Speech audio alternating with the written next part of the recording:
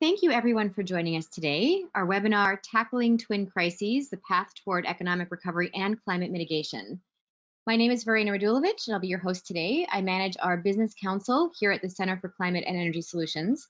For those of you who may not or may be new to C2ES, we are an independent, nonpartisan, nonprofit organization, and our mission is to forge practical solutions to reduce greenhouse gas emissions, expand clean energy, and strengthen resilience to climate impacts. One of our main objectives is to advance a series of national solutions that are market-based. This could be one program or a series of programs that reduce greenhouse gas emissions in a cost-effective manner. And we do this by identifying solutions through bringing cities and states, national policymakers, together with businesses and other stakeholders to identify the most pragmatic approaches going forward. So for our webinar today, a few housekeeping items before we get started. First, the webinar is being recorded and it will be available in 24 hours on our website, so c2es.org. We will be universally muting everyone. And so if you want to ask a question, we ask that you do so through the chat function, and we will be able to get to some of those at the end. We're going to do a moderated discussion after each of the panelists present their presentation. And then finally, if you would like more information, you can also always follow us on Twitter at c2es_.org. So with that, for our webinar today, we are going to feature a conversation between companies that are leaders in reducing their greenhouse gas emissions and climate impacts, but also with an eye towards policy recommendations that can strengthen the economy and guard against future and further climate change impacts. You know, we're kind of finding ourselves at a really unique time in our history and in our moment, that, you know, with COVID and with the pandemic. And I think, you know, despite not only the economic impacts of COVID, but the economic uncertainty ahead, one of the interesting things when we look at the corporate climate leadership space is that many companies have remained committed to their ambitious climate goals. We've seen more companies set net zero goals. We've seen them, you know, set goals to reduce their carbon footprint across their operations and supply chains, some as early as 2030 and 2040. And some companies are fundamentally changing the way that they structure and do their business models to be more competitive in a low carbon economy. And so, you know, what was interesting, you know, in talking to some various stakeholders over the last couple of months, you know, one said that this is actually the dress rehearsal for an even bigger challenge posed by climate change. So while COVID is providing these important lessons in what it means to be resilient and how to be prepared, how to pivot, you know, companies that have, you know, that have been taking steps to reduce their carbon impacts have actually understood their climate risks for a while. A lot of these leading companies that have made these commitments, their strategic frameworks have remained the same, notwithstanding COVID. So they've been in place for a while, and they've been trying to find ways to prepare for and thrive in a lower carbon future, and in several cases help provide, you know, products and services for a lower carbon economy. And with that, there are both, you know, nearer term successes and opportunities that we can identify, but also there are longer term challenges in getting there. And so when we hear from our panelists today, we're going to be looking at some of these issues. And one of the reasons why we put this panel together is because within this context, this broader context of corporate climate leadership, there's also a need, and many companies acknowledge this, to highlight the critical role of public policy in getting to net zero. You know, no one company can alone create the systemic changes needed to shift our economy, but doing so, stepping out and providing leadership toward peers within their own sector as well as other sectors, is really important to highlight how we can get to these solutions, and that many of the solutions are interconnected and interdependent. So we're going to hear from 4 companies across sectors on these opportunities and challenges, where they're going to speak to their own experience. And I'm excited because having looked at these presentations, I think you're going to learn a lot from each of these companies. We're going to hear from Katie Ott, who's the Director of Federal Government Relations at Exelon Corporation, Cherie Wilson, who's the Director of Federal Affairs at General Motors, Edward Stones, who's Senior Business Director of Energy and Climate Change at Dow, and Greg Downing, who's the Sustainability Director for Climate, Business Opportunity, and Supply Chain at Cargill. So, but before we hear from them, I'd like to introduce my teammate, Brad Townsend, who is our Managing Director for Strategic Initiatives at C2ES. And I'm going to turn it over to him to talk about some of the recommendations that we issued in May, titled Restoring the Economy with Climate Solutions, Recommendations to Congress, drawing on some of the broader policy work related to getting to zero pathways under our climate innovation initiative. So with that, we'll start with Brad, and then we'll go ahead and hear from the companies.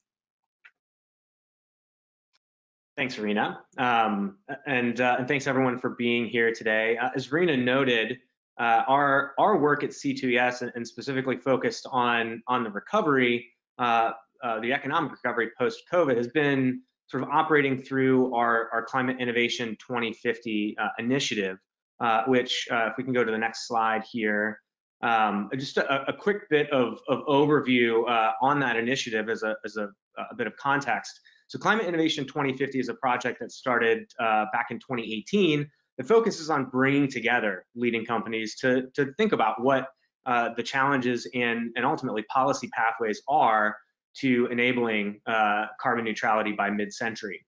So over the last couple of years, we've been working with dozens of companies to try to articulate those pathways. And last November, we released a report called Getting to Zero, a U.S. Climate Agenda, that really outlined the key policies across 15 different areas, including sectoral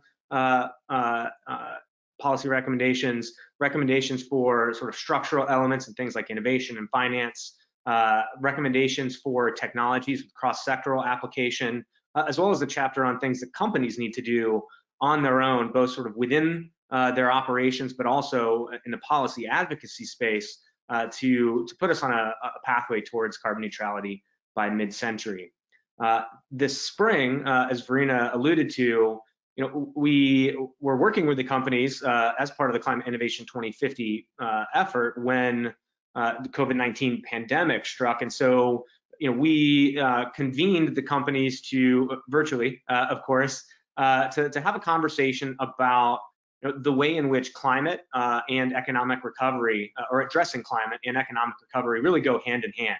And so in the course of those conversations, we identified a set of priority recommendations that would really address both the economic recovery post-COVID, as well as climate change. Next slide, please.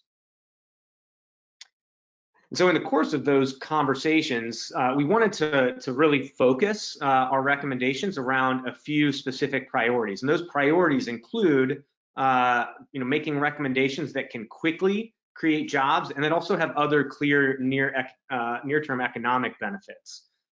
We did not want this to be sort of our wish list in an attempt to make our wish list seem as though it was the silver bullet for economic recovery. So we wanted to have an honest conversation with the companies about what would actually help to start putting people back to work, and in other cases to protect jobs of people who are sort of currently trying to hold on to them. Of course, the recommendations also had to have meaningful climate benefits. They had to help leverage private investment, help vulnerable communities, strengthen resilience, and then also, and I think this was an important lesson that was learned from the American Reinvestment and Recovery Act back in 2009, is that these recommendations needed to focus on ideas that could be quickly deployed through existing programs. And so next slide, please. I'm just going to highlight a few of these recommendations. Anyone who is interested in the full brief, it is available at our website at c2es.org. But a few of those key recommendations include, sorry, let me pull up my notes here. So first, modernizing power infrastructure and specifically boosting the Department of Energy's Loan Program Office and reinstating the Smart Grid Investment Grant Program. The Loan Program Office currently has $24 billion in available power sector-focused loan authority that could be quickly directed. There's no need for further congressional action. LPO can do this to get dollars out the door to start getting projects going. With a few targeted reforms that would involve some congressional action, you could significantly enhance the program's economic stimulus benefits. And that includes things like expanding eligibility to include power system infrastructure, including transmission and distribution systems, smart grid, as well as projects that enhance energy infrastructure resilience. Importantly, many of those projects are shovel ready and are not going to be mired down in lengthy permitting processes. The Smart Grid Investment Grant Program should provide, I should say, in its reinstatement, significant cost share for private sector projects, especially those that support two-way power flows, can proactively address aging infrastructure, again, getting it resilience, incorporate greater information communication technologies, as well as protect against physical and cyber threats and harden infrastructure against the impacts of extreme weather that we know is coming. Another recommendation I'd highlight is to strengthen incentives for clean energy vehicles and infrastructure. One of those recommendations includes extending and expanding the investment tax credit for clean energy, but also reinstituting the direct pay, which was the Treasury Department's 1603 program from ARA, for those who recall. This is important, I think, on the economic side, because a mix of federal tax credits have helped to drive more than $350 billion of investment in the US in renewable capacity alone since 2010. And the solar and wind industries alone provide more than 350,000 direct jobs in the years 2018 and 2019. So a big job driver there. I think obviously there are lots of issues that have emerged during the course of the pandemic, but many ongoing wind and solar projects are jeopardized. And so Congress should extend the phase down period for those tax credits to 2024, so the projects that had begun are able to conclude. We also recommend that Congress should expand the list of eligible technologies to include things like energy storage, offshore wind, and nuclear. For example, prior to the pandemic, utility scale battery storage capacity was projected to more than double by 2023. It's important not to lose that momentum. And then on the direct pay side, it's really important, especially at times when tax equity markets don't have a lot of appetite. And so this really is about making sure that you are still providing access to those tax credits to project developers. And because of the direct pay, you're providing 100% of that credit to them as well. In addition, tax credits for light duty, medium, and heavy duty vehicles, as well as charging and refueling stations. Right now, the production of electric, hybrid, and other clean vehicles employs more than 250,000 Americans. And it's important that recovery doesn't just focus on creating new jobs, but also protecting existing ones. We suggest raising the current per manufacturer cap for the EV tax credit. Importantly, making it available as a point of sale rebate so that people who don't have tax liability at the end of the year are still able to capitalize. And then extending it to include all new zero emission vehicles, including fuel cell vehicles.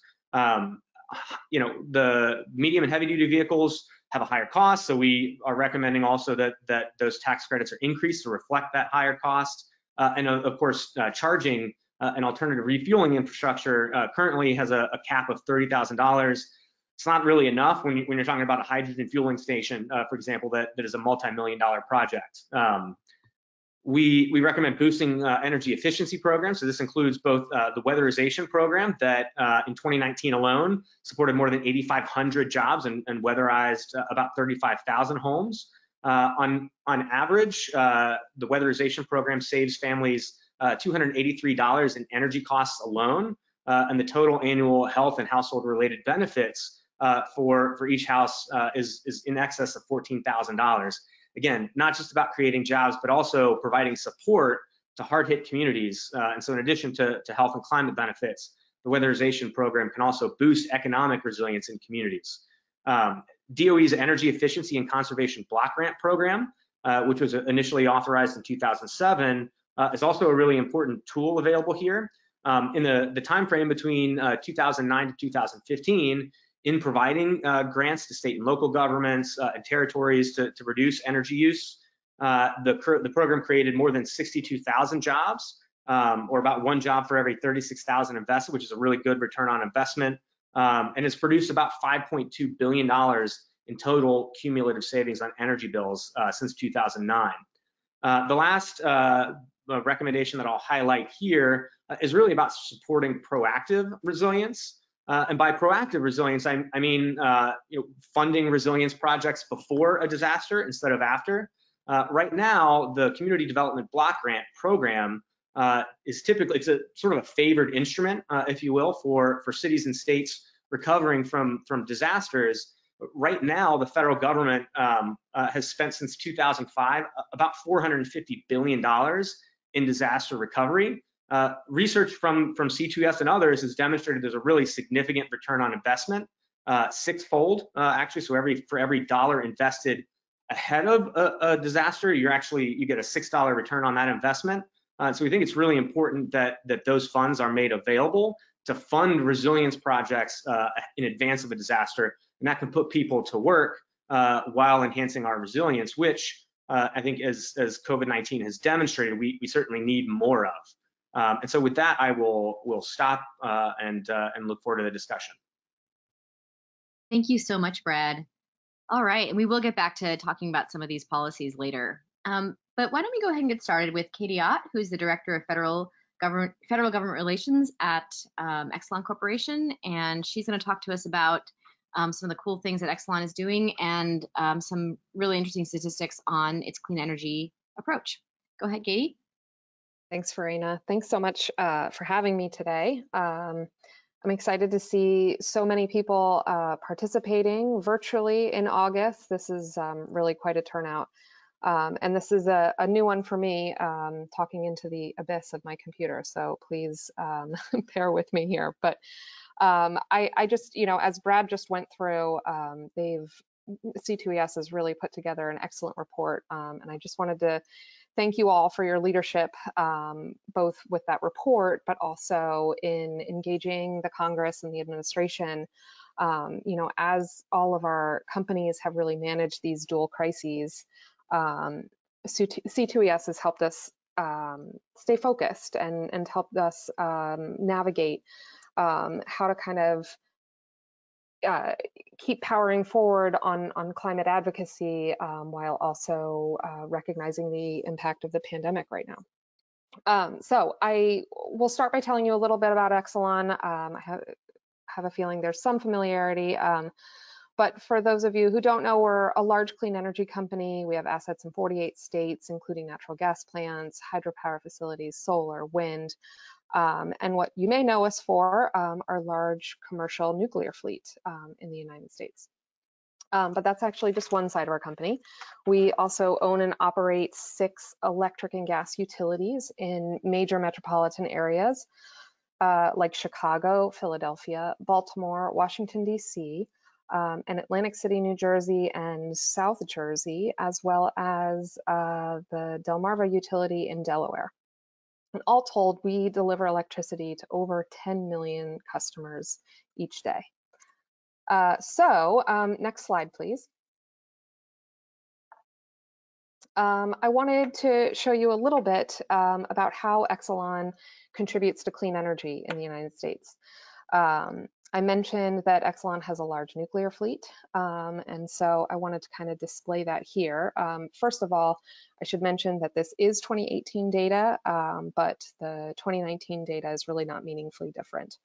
So what you see on the very left-hand side in this pie graph is the breakdown of resource types in the country.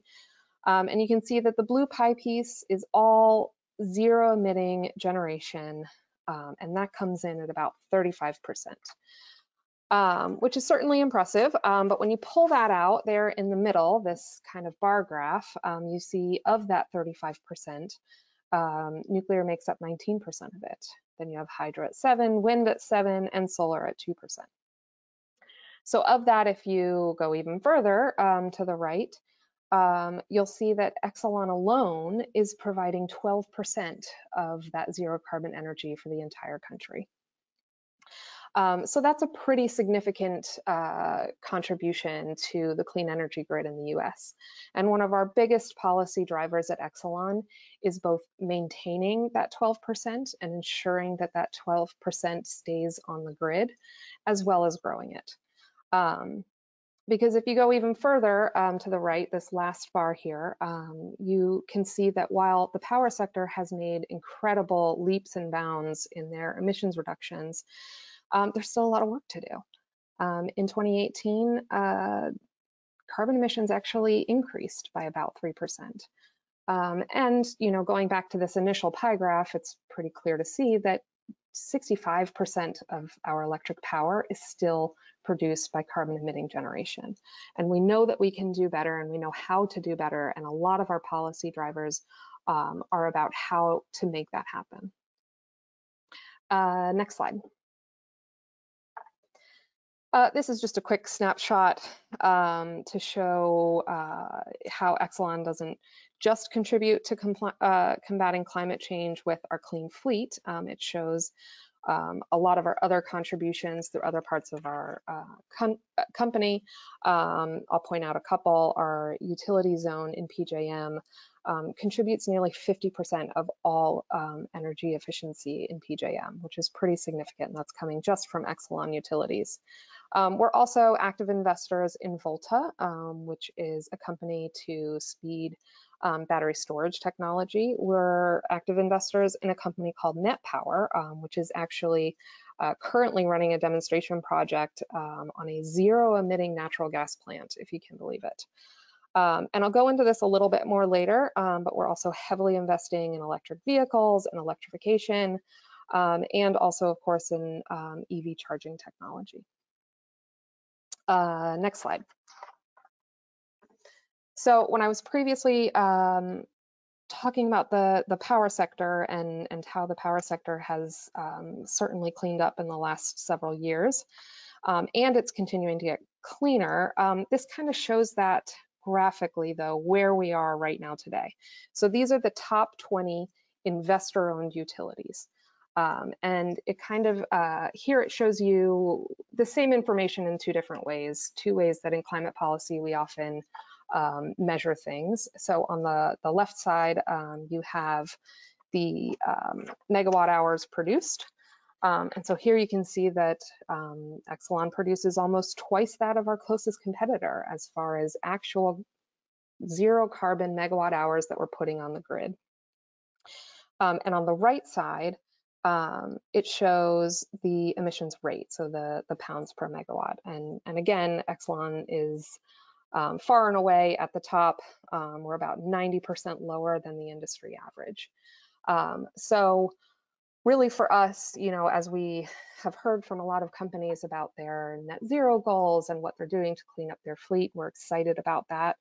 And excited to have these companies take on these goals. But for Exelon, our goal is actually to maintain what we're already doing, and certainly to grow our zero carbon electricity, but maintaining as our number one policy priority at the time. Next slide. So, you know, there are other ways that we can get involved and impact climate change and climate change carbon reductions.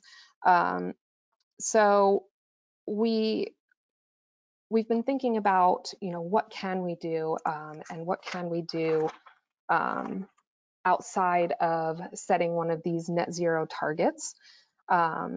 And one of the things that we continue to hear a lot about and has been a priority for our company is about innovation and how there's, you know, this remaining gap for achieving these net zero goals in the power sector, and that innovation is going to have to kind of cover that gap.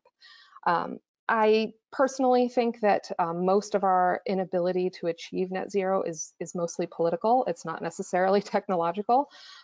We know how to do this. We have the technology to do this right now today, and we can get almost all the way there. I think there's some recent studies actually that show we can get to 90% clean energy in the power sector with technology that's available today. But there is still that little bit that's left. So this is Exelon's effort to kind of help address what that innovation need is.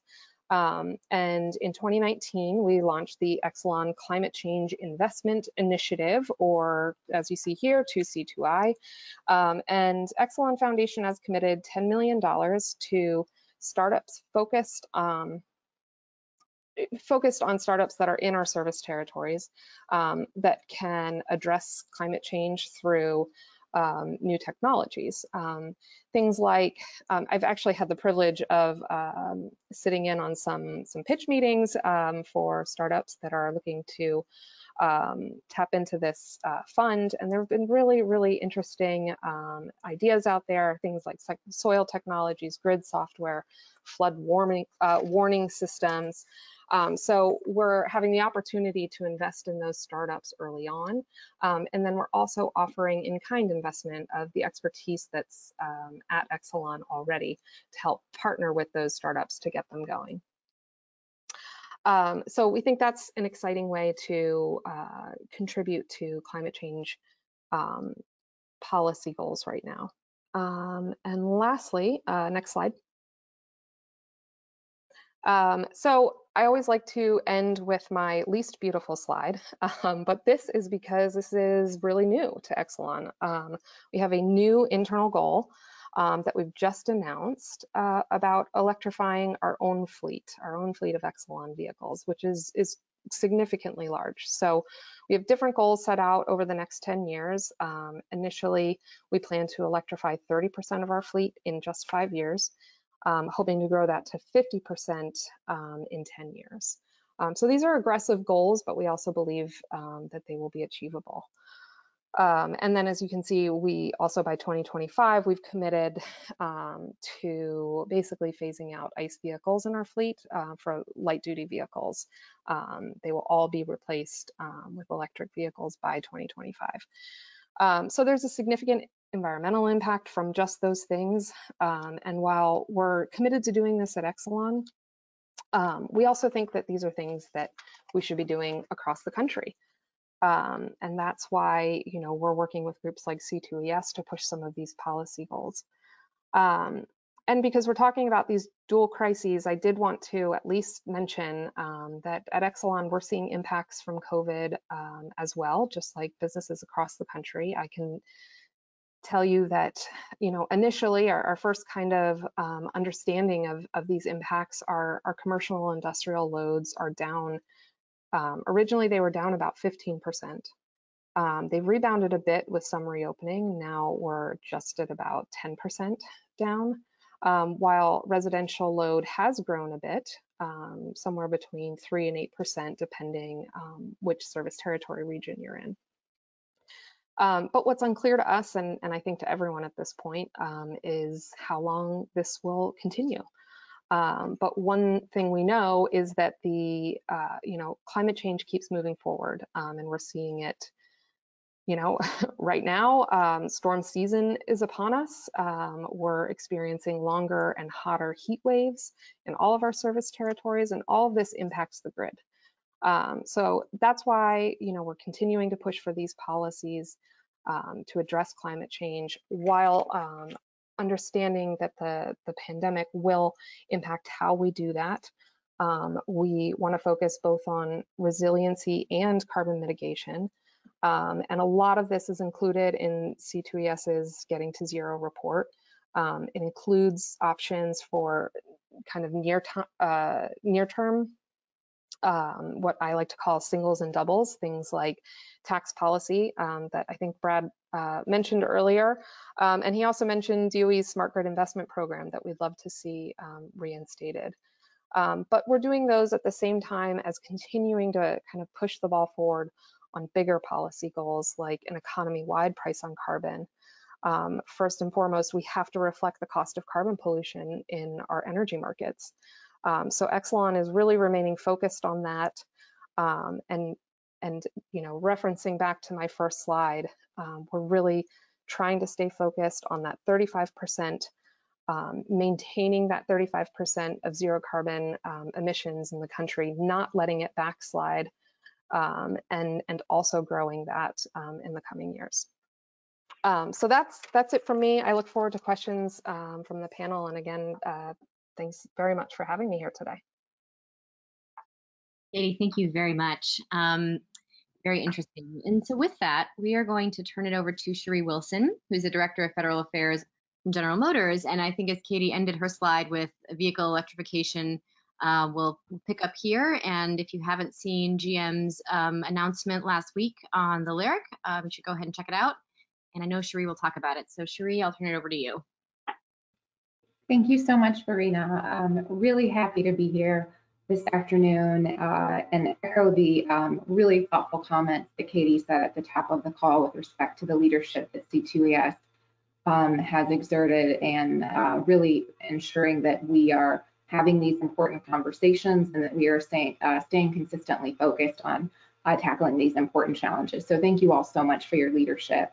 I'm looking forward to being a part of this discussion on how we manage our economic recovery while mitigating climate change during uncertain times, and extremely pleased to share insights into GM's approach to sustainable mobility, as well as how we are aligning our vision and values with our actions to advance a zero carbon economy. And to be clear, our commitment is steadfast, despite the economic constraints the global pandemic has imposed on the automotive industry and the larger domestic economy. As the #1 automaker in the country, we recognize that we have an obligation to lead in this space, and we want to be a constructive partner in creating and implementing solutions that will help us address global climate change. Next slide, please.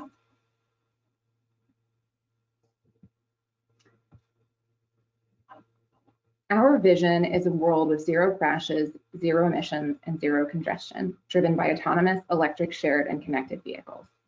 This vision guides our worldview and our commitment to advancing a new era of transportation innovation in response to some of society's greatest challenges and trends.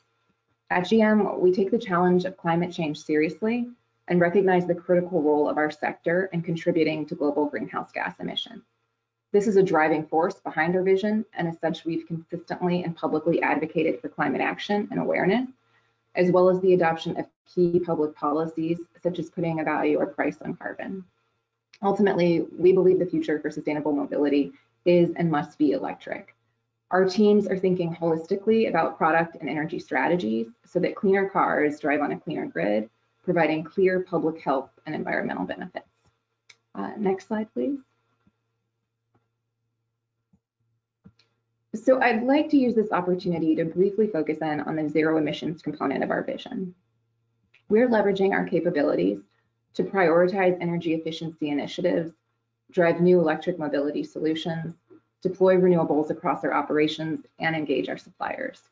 We have committed to reducing our Scope 1 and 2 CO2 emissions by 31% below our 2010 levels by 2030, in alignment with the science underpinning the Paris Climate Agreement. We intend to meet this goal through energy efficiency improvements in our operations and through our renewable energy procurement strategy. We are the only domestic automaker that has taken the Climate Group's RE100 pledge, and earlier this year accelerated our original commitment, such that we are now slated to source 100% of our facilities' electricity from renewables globally by 2040 and in the US by 2030. In fact, in the next 5 years, we will be 60% of the way toward our global goal. We have also set a goal of sourcing at least 50% sustainable material content in our vehicles by 2030, and are working with key suppliers to achieve this goal and also increase their transparency. However, the graphic in the upper right-hand corner demonstrates that the greatest opportunity we have to reduce GHG emissions is clearly through our product portfolio, and our work to transition to an all-electric future has not slowed down during the pandemic. We remain on track to deliver 20 new EVs by 2023 globally, including the recently announced GMC Hummer EV, the Cadillac Lyriq, and Bolt EUV, all of which will be built in Southeast Michigan. In fact, our sustainability report lays out a 12-product EV strategy in the near term, illustrating how we intend to play in all markets. Relatedly, in early March, our CEO announced a commitment to invest more than $20 billion in capital and engineering resources to advance our EV and autonomous vehicle programs, or AV programs, over the next 5 years. And we remain on track despite constraints related to access to capital and liquidity. In fact, we have seen a scaled cadence of investments and EV-related announcements throughout the pandemic. Next slide, please. As this slide illustrates, we have maintained a steady cadence of announcements that support our zero emissions vision over the duration of 2020, including investments in our first all-electric manufacturing facility in Detroit-Hamtramck, which will be fully powered by renewable energy thanks to a green tariff deal with DTE Energy. We broke ground on a domestic battery cell manufacturing joint venture, and we're driving investments to support expanded access to public fast charging across the country.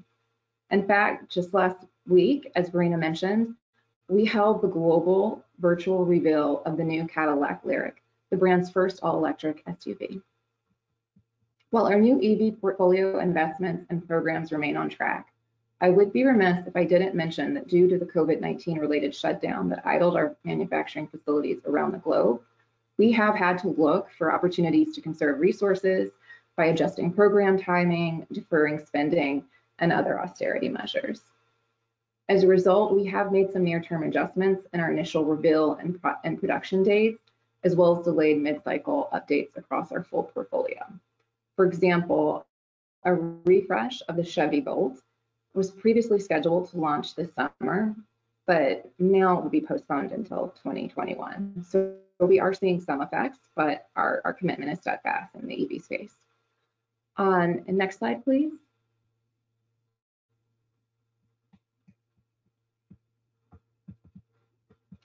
In order to grow the EV market, we have identified several key requirements that are necessary for broad consumer adoption.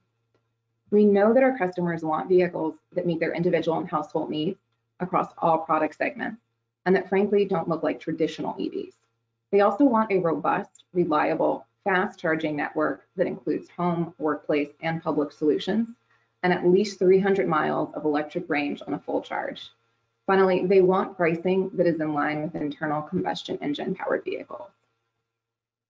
We are developing proprietary battery cell technology through a joint venture with LG Chem, known as Ultium LLC, that will have range capabilities of up to 400 miles and strategically positions us to drive down battery costs to industry-leading levels. This will help us get EVs on par with internal combustion engine pricing within the decade. We're also working with all parties, including utilities and electric vehicle supply equipment providers, to advance a full suite of charging solutions. Lastly, we are working to support consumer education and awareness of EVs while designing and manufacturing the vehicles they want, as I mentioned, across all product segments, including trucks and SUVs, as well as designing for luxury and non-luxury markets. Additionally, of particular importance and key to this, we cannot do this in a vacuum. Supportive state and federal policies are necessary to help grow the market for consumer adoption. In general, we support and advocate for crucial incentives, such as consumer purchase incentives for EVs, like an expansion of the federal EV tax credit, which Brad detailed at the top of the discussion, the adoption of a coordinated federal electrification strategy, a comprehensive national zero-emission vehicle program that would require automakers to sell zero-emission vehicles as a growing share of their national portfolios over time, as well as a broad menu of additional measures to support adoption, such as funding to support infrastructure development and battery technology development. And as I mentioned earlier, having a price on carbon is obviously a very critical part of that policy advocacy work that we do as well. You can go to the next slide. So with that, I thank you all for the opportunity, and I look forward to the discussion. Thank you so much, Cherie. Yeah, we'll get to it for sure. Next up, we have Edward Stones, who's a Senior Business Director of Energy and Climate Change at Dow. And one thing, as we've heard from a utility, we've heard from a car company, and now we're going to hear from a company that makes products that are probably within a few feet of where you're sitting, that are ubiquitous in many of the things that we make and consume in our world. So Dow has had some very exciting announcements in the last couple of weeks. So I will let Edward be the one to tell you about that. Edward, go ahead.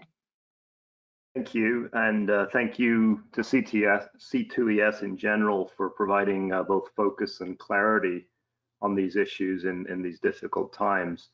Addressing climate has always been a complex issue, and the addition of COVID really demands that we both ask new questions and then also invite more input, because we need new answers. And I think these sorts of sessions are important in developing that dialogue.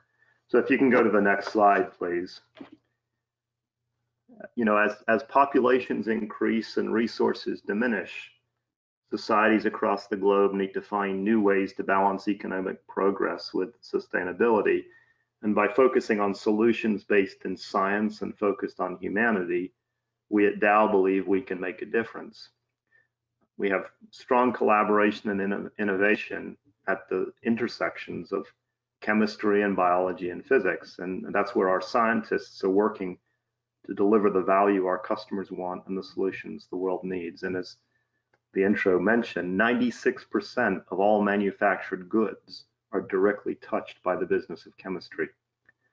So our sustainability actions are aimed at decoupling our growth from our environmental footprint while increasing our positive social impact and creating more sustainable solutions for our customers in the world.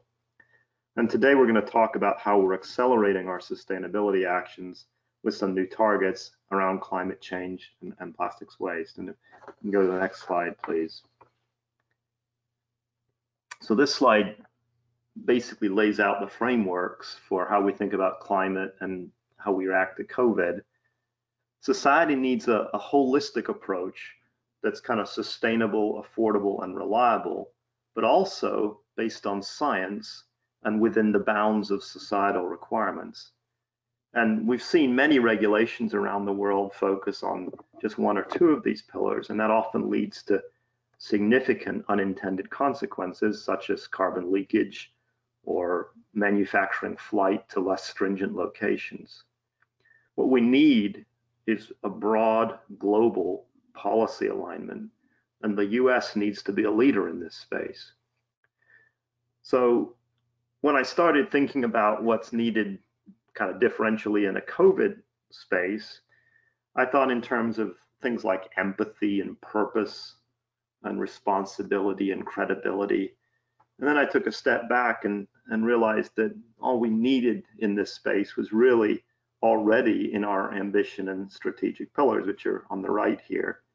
And for Dow, it all starts with respect for people, integrity, and protecting our planet. And that's what we call our core values.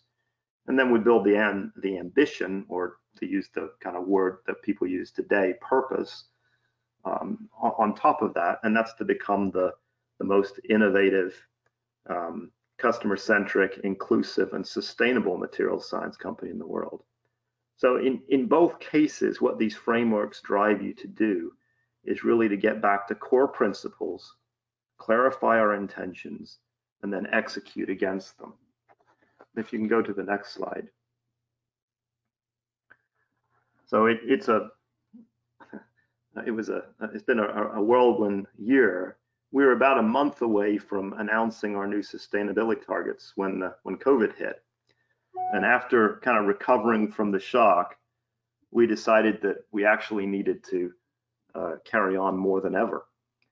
And so our Protect the Climate target is our commitment to implement and advance technologies to manufacture products using fewer resources and that help customers reduce their carbon footprints. And by 2030, we're going to reduce our net annual carbon emissions by 5 million metric tons, or 15%, and that's versus a 2020 baseline. Additionally, we intend to be carbon neutral by 2050, and that's in alignment with the Paris Agreement. Lightweight plastic is really an essential element of protecting the climate through a low carbon economy. But plastic waste has to stop. These materials are never intended to be in rivers and landfills and oceans. So our plastic plan consists of two goals. One is stop the waste, and the other is close the loop. The stop the waste part is to invest and collaborate in key technologies and infrastructures to significantly increase global recycling. And we're going to enable 1 million metric tons of plastic to be collected, reused, or recycled by 2030 through our direct actions and partnerships. And we're also committed to redesigning and promoting reusable or recyclable packaging applications. So if we can just close the final slide, which is kind of a closer, really the impact and the economics of carbon are important. And we're pursuing innovations and collaborations that can reduce leakage in any form, whether that's an emission or a plastic waste. And the solutions delivered by manufacturers like Dow are truly vital to this low carbon future. plastic is the answer. We are the answer to reduce emissions globally and have the best carbon footprint. Developing and scaling and implementing these new technologies and the breakthrough innovations is going to take some time, but it's also going to have to span the value chain. So we're actively working and collaborating for them today, and that's, I would say, more intensely than ever before. So that's all I had to say at this stage. So look forward to a good discussion on the panel. All right, thank you very much, Edward. And last, we are joined by Greg Downing, who is a Sustainability Director for Climate Business Operations and Supply Chain for Cargill. And Cargill, as you all know, is a food and agriculture company, and some of the challenges that Cargill faces are similar, but also very unique and specific to that industry. So Greg, I will let you go ahead. Yeah, thanks. And again, thanks for having me and for all of us on the panel. I think it's really important that we continue to drive the climate conversation through this. And when I think about climate in the context of COVID, I think, Verena, you mentioned it sort of you've talked to people who have referenced it as a dress rehearsal for dealing with what we might potentially face from a climate perspective, and I think that's a good way to think about it. But I also think it's interesting to see what we're capable of in terms of changing behaviors and the way we operate, both as individuals, as companies, as societies. And so I think, in addition to sort of recognizing kind of the parallel from a risk perspective between COVID and climate, I think it's important for us to look for the positives and the opportunities to learn from how we are or are not responding well to COVID and take that into the climate conversation. So I'll spend just a couple minutes talking about what Cargill does, because I think a lot of people have a vague idea, but maybe not a very specific idea. And I think understanding what we do is important as we talk a little bit more in depth on how we think about climate and how it impacts us and our key stakeholders. So if you want to go to the next slide, we are a large agribusiness company. Our purpose is to nourish the world in a safe, responsible, and sustainable way. And we operate globally in more than 70 countries, and we serve customers in even more countries than that. We are a privately owned company, which has some advantages in terms of being able to, I think, sometimes think a little bit longer term, which when we're working on climate, I think can be particularly helpful. If you go to the next slide, so we operate largely in the food and ag space, but we operate in a lot of different parts of that value chain, and because we do that, we have a lot of insights that we can share with our partners and our customers. And we think of both farmers kind of on the upstream side of things, and then retailers, food service companies, consumer packaged good companies on the downstream side. We think of both of those sets of stakeholders as customers, and really are constantly looking at how we can provide value on both sides. So we provide insights based on our understanding, in a lot of cases, understanding how markets are operating. We transform raw materials, so we do have a manufacturing footprint, and some of our food processing businesses are highly energy intensive, and so we have a large thermal load that we are working to figure out how to decarbonize, and then we move a lot of stuff around the world.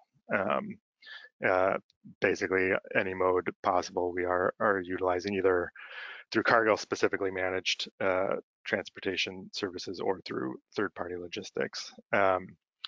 And so we operate in kind of all of these segments of the value chain, and because of that, we have an ability to have an impact in all of those, and also obviously have a huge responsibility to have a positive impact in all of those spaces. So if you go to the next slide,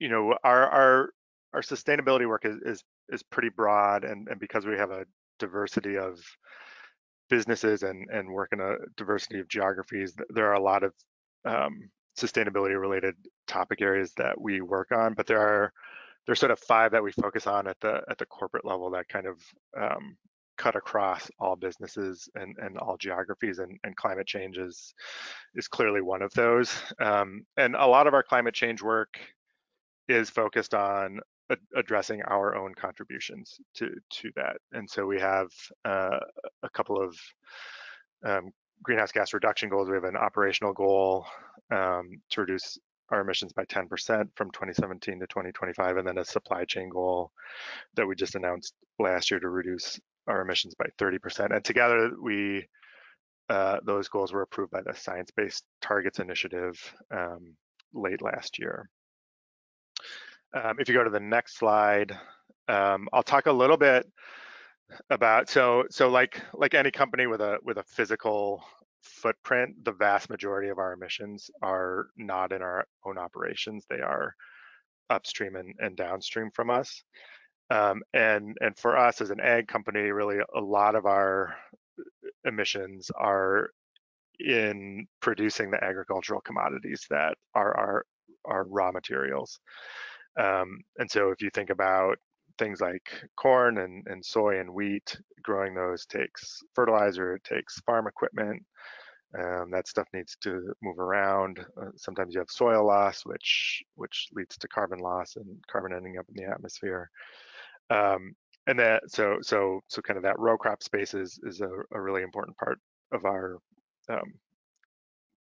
focus around climate. And then animal protein and beef in particular has a significant footprint within our supply chain, and so we are actively working on, and we have a beef specific program called Beef Up that's really focused on and centered on how do we reduce the greenhouse gas emissions of the beef production system. And then obviously transportation is going to be key for all of this. As we're doing that, we're always sort of thinking about what is the impact on the farmer, what is the impact on the people who are producing the food that is feeding the world. And I think this is where there's some really interesting parallels with COVID and thinking about financial investments in the recovery. How do we invest in a way that helps rural economies recover from this and continue to be able to support feeding the world? And how can we do that in a way that helps drive down emissions? And we actually see a huge potential within the ag sector to be a really positive contributor to the climate story. I think soils have a huge potential to store carbon, to pull carbon out of the atmosphere and store it in the soils. And so a lot of our work is really focused on how do we enable farmers to adopt practices that help to pull that carbon out and sequester it for the long term. And if you go to the next slide, so I think, you know, we are a market-focused company, and so our bias is always toward market-based solutions to issues. But I think we recognize that in this case, climate it's such a big problem, and we have to act so quickly that we're going to need more than market solutions to get there, and that's where I think policy can play a role. And actually, policy can play a role even in market-based solutions in making sure that they're set up properly and that there's demand on the demand side and supply on the supply side. So a lot of our policy thinking in the climate space is really around how do we incentivize soil health practices or grazing practices at the farm level how do we de-risk investments that producers have to make? How do we get the market incentives aligned so that money is flowing to the farm, so that the investments that need to be made to adopt either carbon reducing or carbon sequestering practices, how do we ensure those start to scale up rapidly at the farm level? So that's where a lot of our focus is. And I think that's about all I have for now, but obviously we'll jump in as we continue this to discuss. All right, thank you so much. Okay, so what we're going to do is I'm going to go ahead and ask a couple of questions for the whole panel, and then we've had a couple of folks submitting questions, so I'll try and fold those in, and then afterwards we'll open it up, and I'll ask some of those. All right, and what we'll do is I think we'll go in the same order as our presentation, so Katie, Cherie, Edward, and then Greg. The first question is, I think, and maybe it's a bit obvious, and for fear of sort of creating an echo chamber, I am curious though of from your perspectives on this, talking about why supporting these cross-sectoral climate policies, ones that affect multiple industries, is so important for individual companies. Each of your companies, utility, a vehicle manufacturer, a chemical materials manufacturing company, and an agricultural company, have unique challenges and opportunities. And yet, what we find so fun in our work and what we love doing is convening companies across different sectors to speak to the need for comprehensive solutions. I'd love it if each of you could kind of just talk, spend just a few minutes just talking about that, and from the perspective of your company, why that's important, and how you go about it. So Katie, I'll start with you. Sure, thanks, Verena. I think there's a lot of good responses here, but I'll try to keep it focused so we can hear from everyone. I know everyone will have some good thoughts here, but what comes to mind in particular for the power sector is that as we're talking about these economy-wide carbon mitigation strategies, the power sector is really going to be the backbone for a lot of this. And so I think it's imperative that the electric sector aggressively reduce their emissions so that these other sectors, so that GM and Dow and Cargill can, quite literally plug in to that clean grid. So I think it's, that's one way of looking at this economy-wide approach, which, Exelon has long supported an economy-wide price on carbon, an economy-wide market-based solution for climate change policy. But I think it's also interesting to think about ways that you can do this across the economy with different policies pertaining to each sector. So I think at one point we had the luxury of thinking about, well, let's decarbonize the power sector, and then, once it's all clean, we can plug everything into it. I don't think we have that luxury of time anymore. I think that we're going to have to be thinking about how do we both continue to decarbonize the power sector and plug more things into it at the same time, and that's going to take economy-wide policy solutions. So that's my initial thought. I'd be interested to hear from the other companies, though.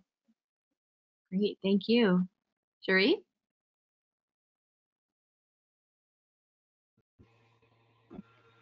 Thank you. I think that this is a great question. And frankly, successfully addressing climate change really requires a global coordinated effort.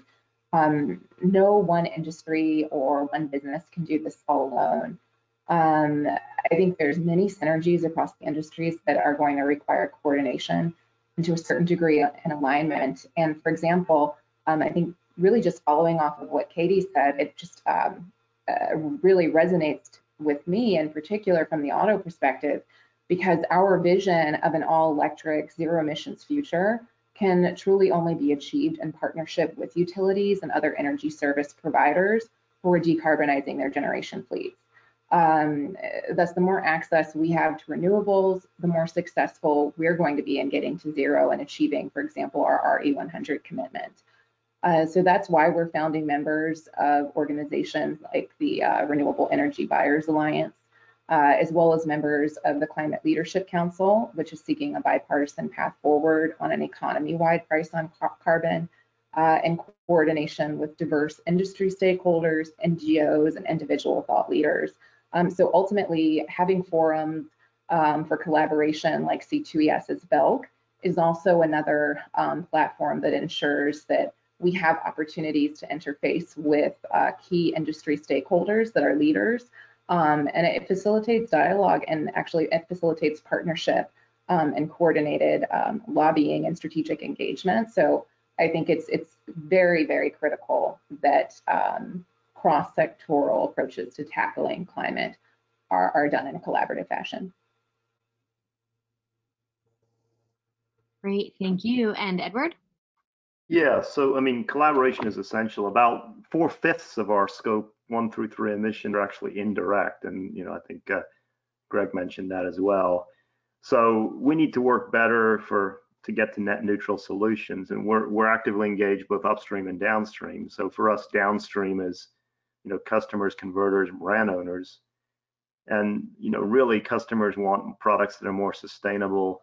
We want to make sure that the value of things like plastics in our products are understood at all life stages, and we need to evolve to serve these markets. On the upstream, we work with oil and gas producers and on products to improve recovery of energy, but also to enable things like carbon capture. More specifically, and we're also working to build infrastructure on things like the Gulf Coast or in Holland to enable that sort of carbon capture or to work towards that. We're sponsoring things like feedstock recycling, and you have to work across the whole value chain. But let me just quickly talk about an example to give an idea. So electrified cracking, we have a JDA we did with Shell to work on electrified cracking, and that's one possible decarbonization route. It really depends on low carbon power, but it also has things like technology-wise, we have to reach 800 to 1,000 degrees Celsius electrically at adequate sort of flux and throughput. Once that's achieved, you have to scale it up, so your capital costs may be significantly higher.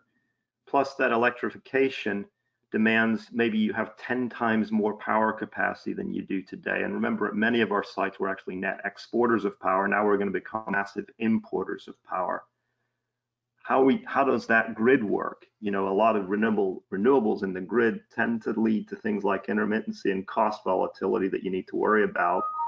You've got large-scale manufacturing facilities, and they don't respond very well to instant, even a millisecond pause in power can cause us days and days of recovery and huge cost. So, and then finally, I'd say the policy for the power market and for the grids have to be resolved and around carbon for things like, to avoid massive issues for industrials like we've seen in places like California or Australia. So it comes down to technology, policy, and cost, and it has to work for all the partners like I showed on my slide.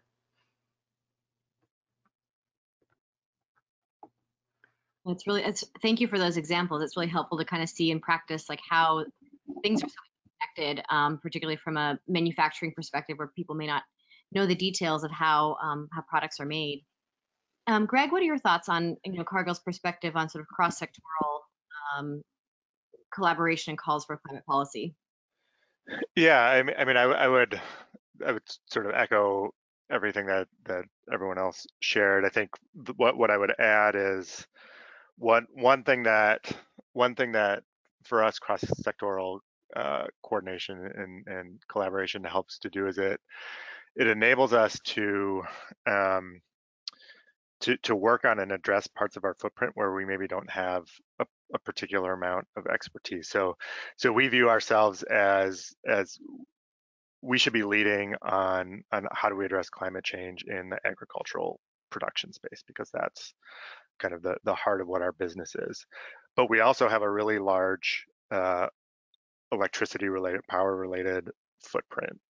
that we want to and need to reduce, but we're not, we don't have expertise in that space. So things like the Renewable Energy Buyers Alliance, which we're part of, is a industry collaboration that helps us, I think, sort of lend the weight of our market power, right? I mean, we buy a lot of power, and together with the other organizations within that group, we buy a lot of power, and so we can signal to the market the demand for that clean power without having to be super deep in the weeds on exactly how all of that happens. So I think there's and it's similar with thermal energy. So Edward was talking about electrifying cracking, like that's something that would help us as well, is figuring out ways to decarbonize what are currently thermal processes that don't have great decarbonization solutions. Like, can we collaborate as an industry to drive innovation in that space? So I think it's, we certainly know where we should be leading and where we have expertise, and in a lot of cases we'll cooperate within our industry. But for those things that are a little further from our core business, collaboration is hugely important. I think you raise an interesting point, because, for the companies that are here, and particularly for the goals that that Dow and Cargill have set, when you're including all of your Scope 3 emissions in your goal, you're kind of owning responsibility for reducing emissions in areas that are not part of your operations, and areas where you may not have as much expertise. So I think commending that, because that's a real sign of leadership, but also I think it really points to the need to improve that collaboration, because it's outside of sort of the core, your core operations. Why don't we do this? Well, I'm going to turn it over to Brad for a moment, because I think as we segue into some of the more specific questions that we have for individual companies, and for companies to talk more specifically on their unique challenges, C2ES did launch their Getting to Zero report. So Brad, maybe if you can talk a little bit more about the broader policy recommendations and work that we're doing beyond the immediate recommendations that we had for the economic recovery, because as we sort of move past a framework of just this particular economic recovery into a broader framework of preparedness for climate change, and just sort of shifting the way that we do business, if you can talk about some of the things that we have in our Getting to Zero report. Sure, thanks, Serena. And I guess I would just start there by pointing out, as you sort of alluded to, that recovery is going to be really important, and it will be, I think, a key focus for Congress in the sort of near to midterm. But we're still left ultimately with a longer term question of how we deal with climate. And I think as this particular, again, pandemic has pointed out, we need to focus on enhancing our resilience, and not just in terms of withstanding extreme impacts from weather, but also our economic and sort of systems resilience as well. And so I think we, in Getting to Zero, really tried to lay out sort of a comprehensive vision of what that looks like. And I think it's important to think about the fact that the climate change isn't one problem. It's thousands of problems, and everybody is sort of got their own role to play in addressing it. And so I think our view in Getting to Zero is that you need comprehensive policy, and we've long been proponents of pricing in some form, and continue to pick up on that theme in Getting to Zero itself. But I think also tried to point to the need for complementary measures, and again, to Greg's earlier point, focus on market-based policy where necessary or where possible, but then also making sure to include other elements that just frankly can't be addressed in that way. So I think a couple of examples are instructive here, and picking up a little bit on the cross-sectoral theme that was, I think, really the core of the last question. As Katie noted, the power sector is key, and so for example, as we push for electrification, which is sort of one of the core pillars of broader decarbonization across the economy, you have to make sure that you keep costs low, because if you don't, you're going to disincentivize the electrification of other sectors, whether it's transportation, industry, or buildings. And so that sort of economic component sort of forces you, I think, to take a more holistic view, because as others have noted, if you don't, when you increase, the price in the power sector for energy, then folks, especially on the commercial side, who might have more options, are going to pursue those.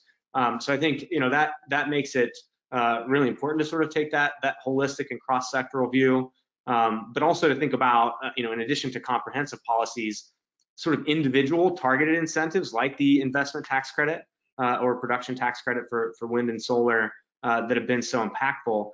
I think another just sort of example of that, of why cross-sectoral collaboration is important, is hydrogen.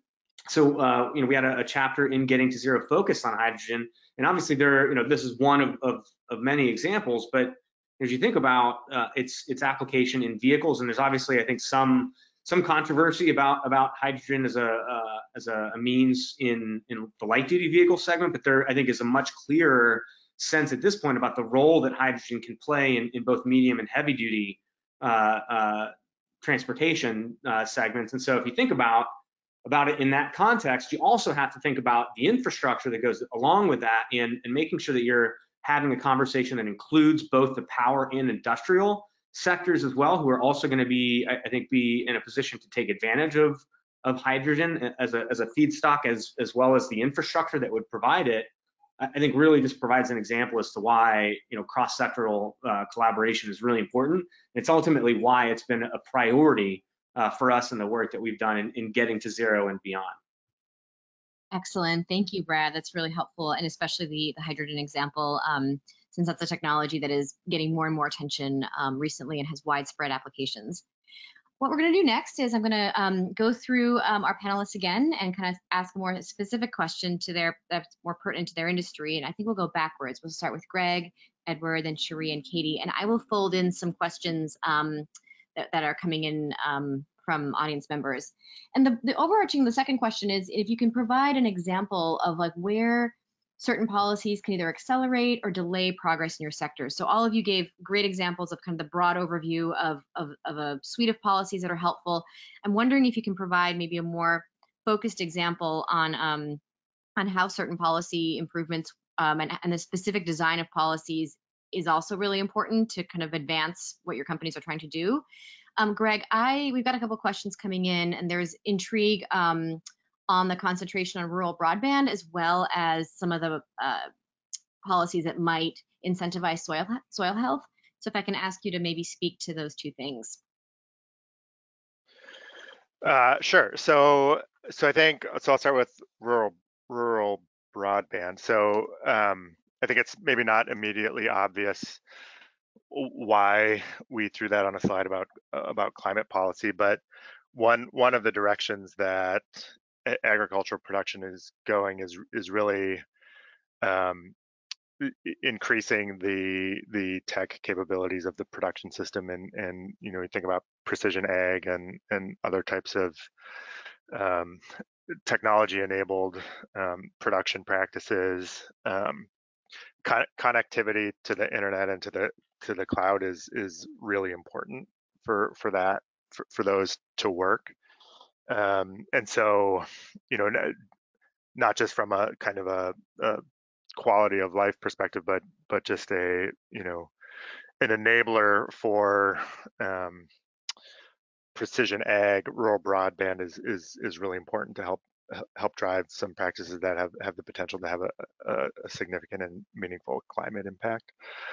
So that's kind of at a high level, one of the reasons why we throw rural broadband out as something we're focused on from a policy perspective.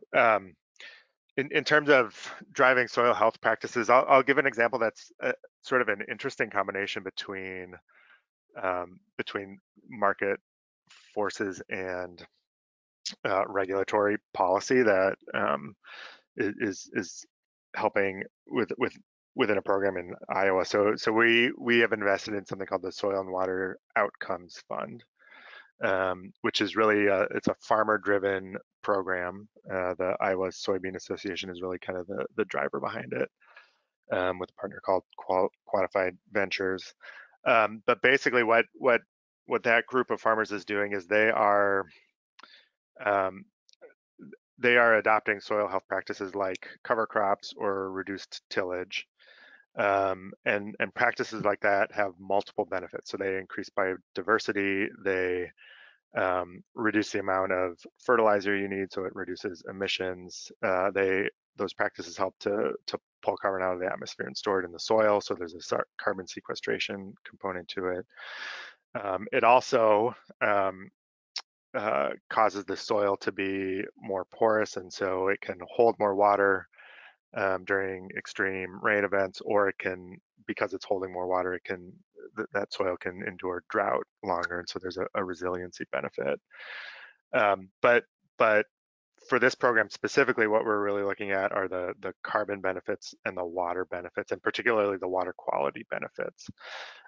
So through these practices, you're reducing the amount of fertilizer needed, and the other thing you're doing is you're keeping more of the fertilizer that's applied in place, and so you have less fertilizer runoff into the local waterways. And so what has happened is there are municipalities in Iowa who have water quality regulatory requirements, and they can either invest in their wastewater treatment plants, or they can invest upstream where some of the nutrient loading is happening to try to reduce loading in the first place. And so through this program, it enables some municipalities to pay the farmers for these practices that they're adopting. So they're paying specifically for the water benefits.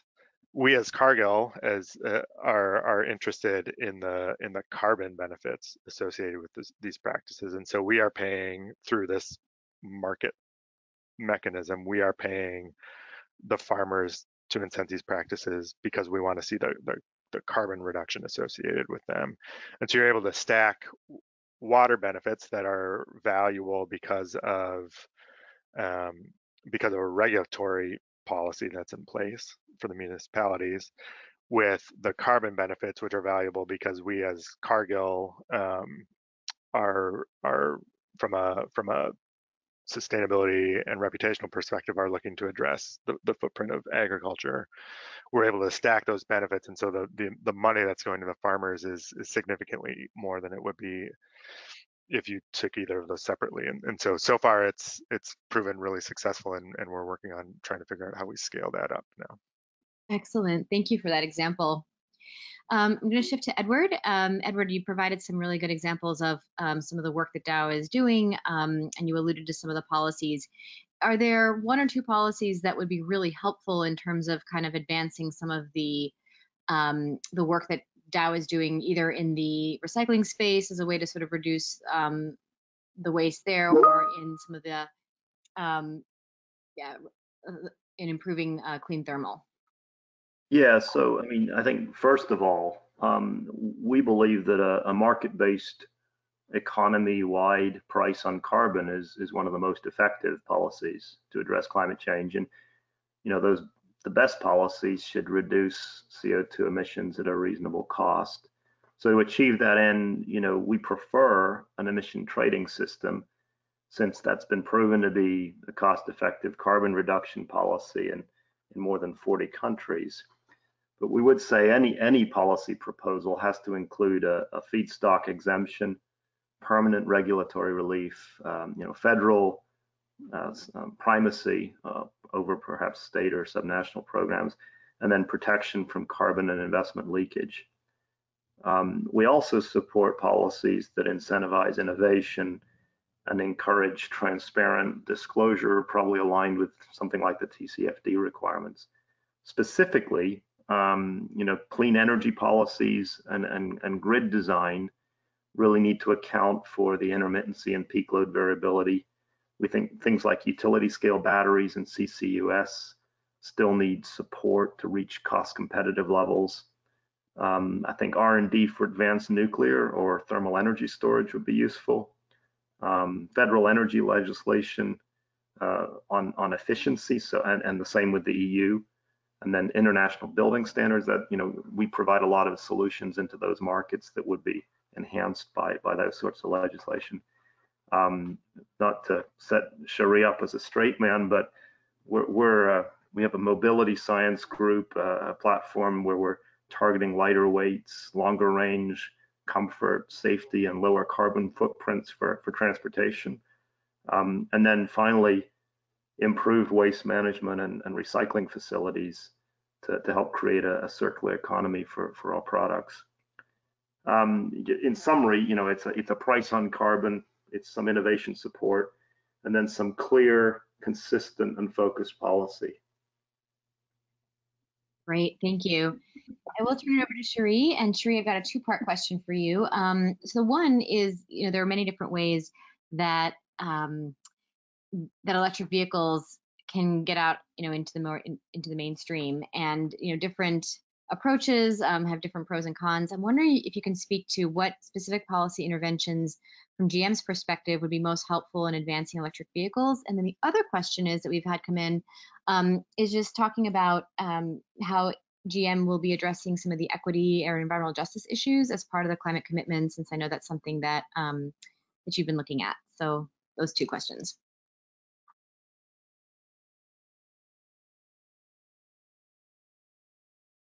Great, thank you for that. Those are great questions, and I think there's a few things. I'll try to kind of focus on some of the key policy elements that I alluded to earlier in the discussion. I think we need the right market incentives to encourage consumers to adopt electric vehicle technology, and so in many ways that's about helping to get the price down. And so obviously a federal EV tax credit would be beneficial, but of course, incentives are not all created equal, right? I think you can look at rebates. They're obviously going to have a greater impact, so they'll be better than tax credits. Refundable tax credits would be better than non-refundable tax credits. And additionally, some concepts like fee-based could essentially might impose a tax on internal combustion engine vehicles, can seem helpful, but in actuality could prove harmful to full-line automakers, particularly during times of economic duress, who are using profits from these profitable models to invest in their growing EV portfolio. So I think there's certainly a careful balancing act around the types of incentives and how those incentives are designed that's critical. Additionally, when you think about some of the conversations around adopting MSRP caps or income caps, that's problematic, and that it could really stifle sales and EV adoption. So you need a lot more study and a closer analysis to ensure that the policies that are being put forth won't have adverse impacts to the market that you're trying to support. Additionally, it's critically important that we invest in some type of national discussion around decarbonizing the transportation sector that creates opportunity for public and private alignment and coordination to deploy a clear national strategy that would support vehicle electrification and include the right stakeholders from across the various sectors represented here today: transit, electric, thinking about our supply chain, and particularly, in particular, when you think about the need to reduce the costs associated with battery technology. That remains one of the major hurdles to EV profitability and to getting the cost down to ensure that consumers can purchase an EV that's in line with the internal combustion engine pricing. So really thinking about additional research funding to support investments in battery technology and accelerate progress for the industry, as well as thinking about battery recycling infrastructure is going to be particularly key. And then obviously there's this recognition that a number of the components that go into the EVs, such as lithium and cobalt, can be sourced from markets that are external to the US. So we really need to think strategically about recycling and creating domestic sources to help drive this market in the right direction.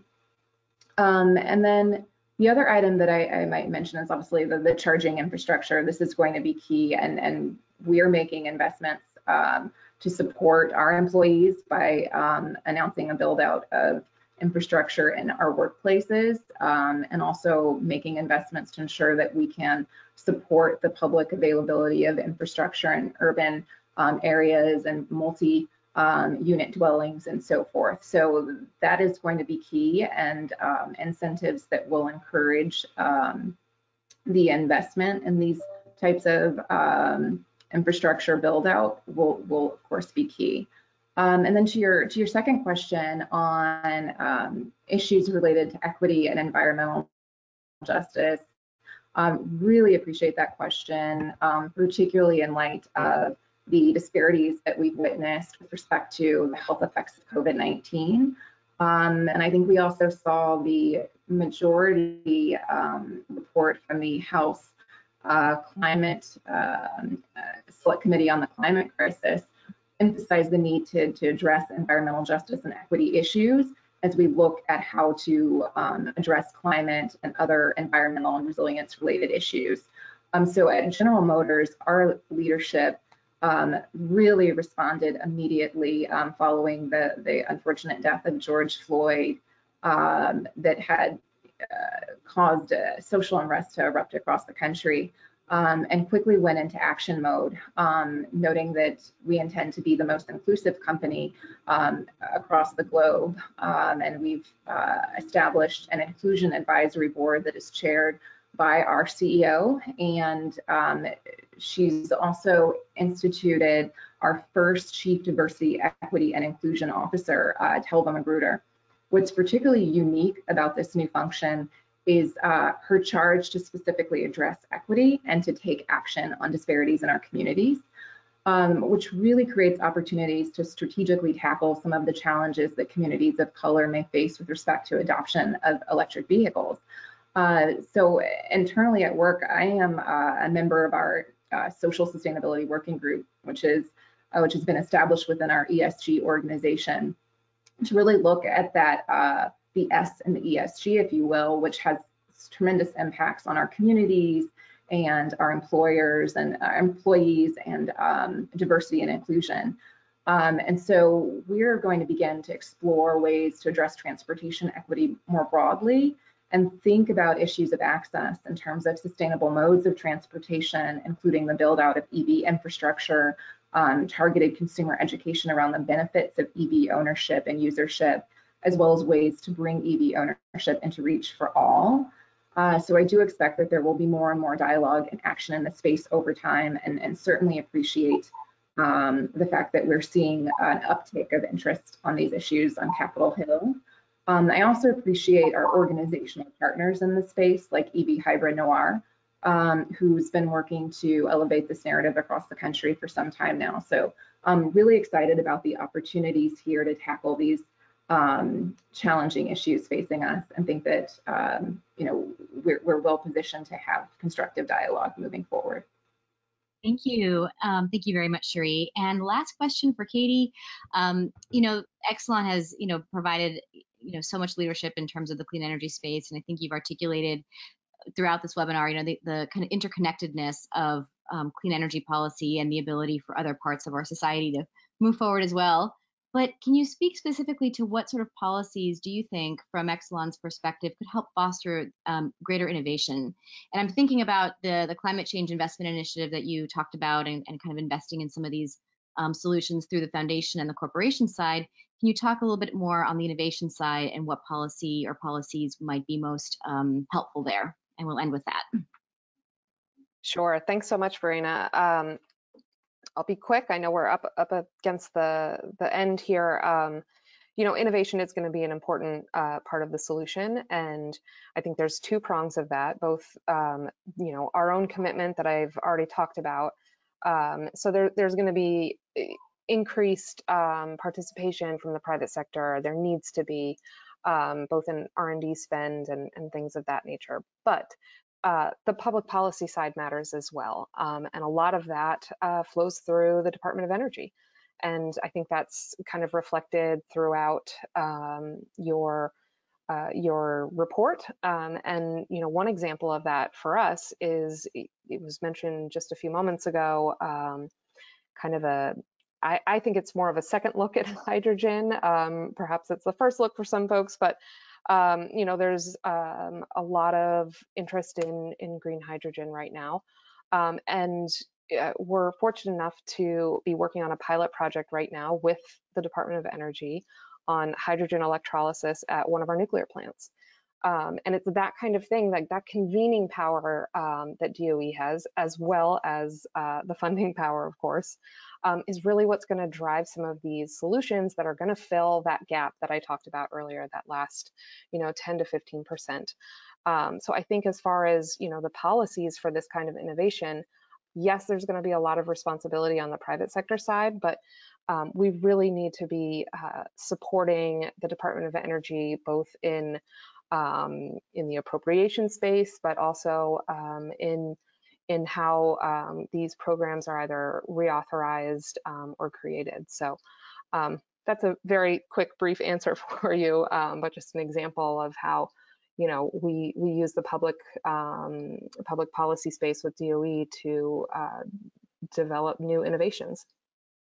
Great. Well, thank you so much. And thank you to everyone for joining for this insightful conversation. And we will be posting this on our website, c2es.org. And with that, I'll let you all go. And thanks again.